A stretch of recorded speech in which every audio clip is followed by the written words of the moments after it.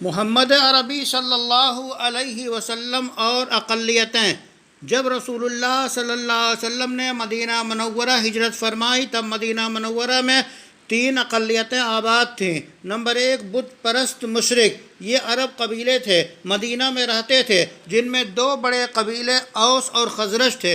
Number 2 یہودی، جو کئی قبیلوں پر مشتمل تھے، ان میں چند نمایاں تھے، بنو قینقاع، بنو قریظہ، بنو نقیر، اور اسی طرح تیسری اقلیت عیسائیوں کی تھی۔ رسول اللہ صلی اللہ علیہ وسلم نے ان اقلیتوں کے ساتھ باہمی تعلقات کے قواعد متعین کیے، جن میں چند یہ ہیں۔ نمبر 1 اسلام قبول کرنے کے بعد کے لیے مجبور نہیں کیا جائے گا۔ اللہ تعالیٰ نے فرمایا اعوذ باللہ من الشیطان الرجیم لا اکراہ فی الدین قد تبین الرشد من الغی فمن یکفر بالطاغوت ویؤمن باللہ فقد استمسک بالعروۃ الوثقی لا انفصام لها واللہ سمیع علیم۔ ایک رسم چلی آ رہی تھی کہ جس عورت کی اولاد زندہ نہیں بچتی وہ نظر مانتی کہ اگر بچہ زندہ بچ گیا تو اسے یہودی بنائے گی۔ یہ رسم اسلام نے محمد صلی اللہ علیہ وسلم کے مدینہ آنے سے پہلے رائج تھی۔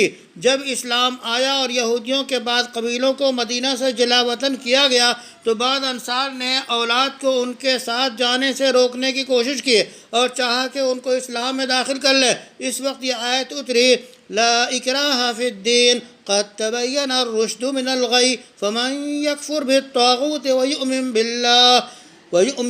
بِاللَّهِ فَقَدِ اسْتَمْسَكَ بِالْعُرْوَةِ الْوُثْقَى لَا انفصام لَهَا وَاللَّهُ سَمِيعٌ عَلِيمٌ۔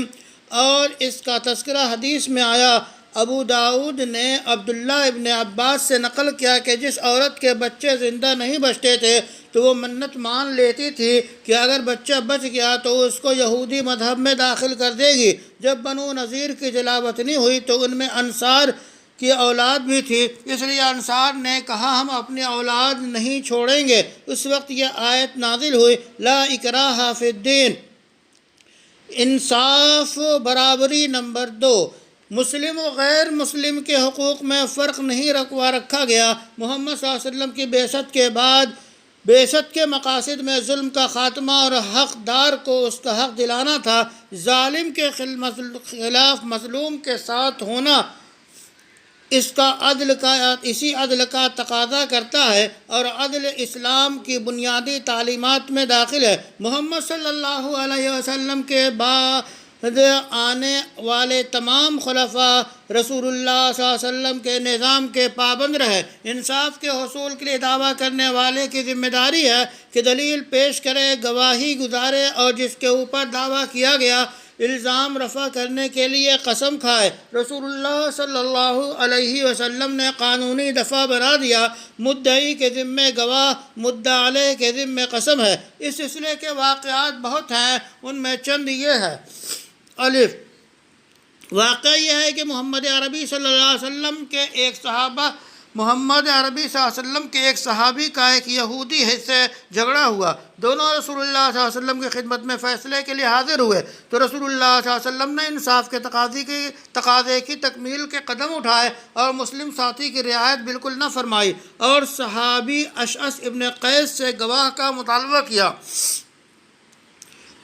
وہ پیش نہ کر سکے۔ پھر آپ صلی اللہ علیہ وسلم نے یہودی سے قسم کا مطالبہ کیا۔ اشعث نے جو الزام لگایا وہ درست نہیں ہے، یہودی نے قسم کھا لی، بس رسول اللہ صلی اللہ علیہ وسلم نے یہودی کے خلاف فیصلہ نہیں کیا۔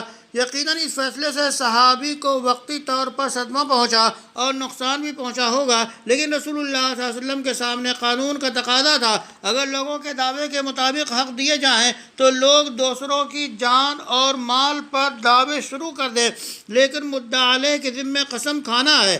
ابن ماجہ میں روایت موجود ہے، علامہ البانی نے صحیح کہا۔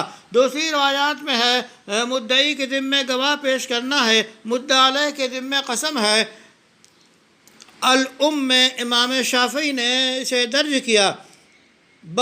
یہ دوسرا منظر ہے جو مدینہ کے یہودیوں کے ساتھ صلح کے وقت کا ہے۔ جب مارکہ خیبر میں یہودیوں کے شکست اور یہودیوں نے رسول اللہ صلی اللہ علیہ وسلم سے صلح قبول کی اور ان حالات میں یہودی علاقے میں ایک انصاری شخص مقتول پائے گئے، مقتول کے وارث آئے اور دعویٰ کیا کہ مقتول یہودی علاقے میں پائے گئے ہیں، وہی قاتل ہیں۔ رسول اللہ صلی اللہ علیہ وسلم نے گواہ طلب کیے، ان کے پاس گواہ نہ تھے، اس لیے رسول اللہ صلی اللہ علیہ وسلم نے یہودیوں کو سزا نہ دی اور ان پر خون بہا بھی لازم نہیں فرمایا، بلکہ خون بہا کی ادائیگی سرکاری فنڈ سے فرمائی، البتہ یہودیوں سے قسم لی کہ انہوں نے قتل نہیں کیا۔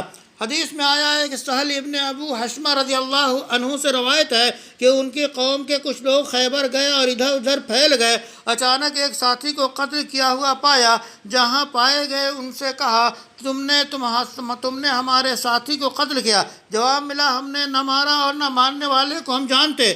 یہ لوگ رسول اللہ صلی اللہ علیہ وسلم کی خدمت میں آئے اور بتایا کہ ہم خیبر گئے، وہاں ہم نے ایک ساتھی کو مقتول پایا۔ آپ صلی اللہ علیہ وسلم نے فرمایا بڑی بات کرتے ہو۔ حضور صلی اللہ علیہ وسلم نے فرمایا گواہ پیش کریں، کہا گیا وہ گواہ نہیں ہے۔ حضور صلی اللہ علیہ وسلم نے فرمایا پھر دوسرا فریق قسم کھائے۔ ان لوگوں نے کہا یہودیوں کی قسم ہم نہیں مانیں گے، اس کے باوجود رسول اللہ صلی اللہ علیہ وسلم نے اس خون کو رائے گاں ہونے نہیں دیا، بلکہ خون بہا سرکاری فنڈ سے ادا کیا۔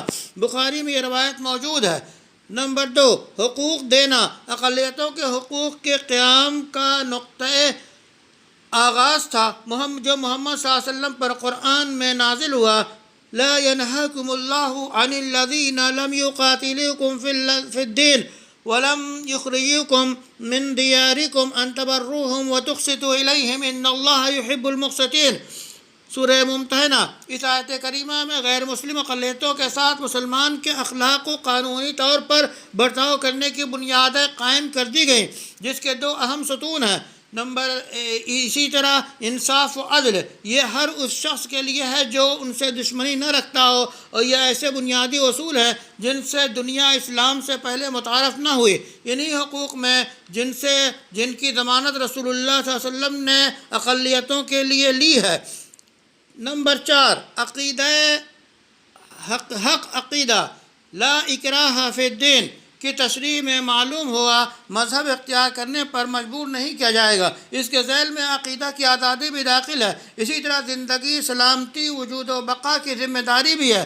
حضور صلی اللہ علیہ وسلم نے فرمایا جس نے ایسے شخص کو قتل کیا جو معاہدے کے تحت اسلامی ریاست میں رہ رہا ہے، وہ جنت کی خوشبو بھی نہ پائے گا، اور وہ خوشبو 40 سال کی دوری سے محسوس ہوتی ہے۔ اسی طرح مال کے تحفظ کا حق، اسلامی ریاست میں غیر مسلم اقلیت کے حقوق میں ان کے مال کا تحفظ بھی ہے کہ کوئی ناحق قبضہ نہ کرے، چودھری نہ ہو، غصب نہ ہو، ہلاک نہ کیا جائے، اس طرح کسی ظالمانہ طریقے سے ہڑپ نہ لیا جائے۔ نگرانی اور دیکھ ریکھ، اقلیتی فرقے کا کوئی مجبور یا بوڑھا ہو جائے تو اس کی نگرانی اور دیکھ ریکھ اسلامی ریاست کی ذمہ داری ہے، اور ملک کے ہر شہری کی نگرانی اس کے ذمہ ہے۔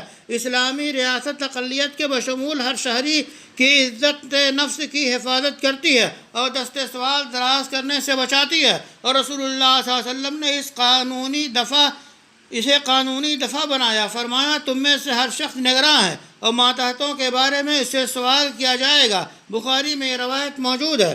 اقلیتوں کے ساتھ انسانی اخلاق کی مثال، دلکش اور خوبصورت مثال کو قیس اور سہل نے زبا دی ہے، اور یہ حسین برتاؤ رسول رحمت کا پیش ہے۔ جنازہ گزرا، آپ صلی اللہ علیہ وسلم کھڑے ہو گئے، آواز آئی وہ تو یہودی کا جنازہ ہے۔ رسول اللہ صلی اللہ علیہ وسلم نے فرمایا کیا وہ انسان نہیں ہے؟ امام مسلم نے روایت کیا۔ وصلی اللہ علی النبی الکریم وعلی آلہ وصحبہ اجمعین۔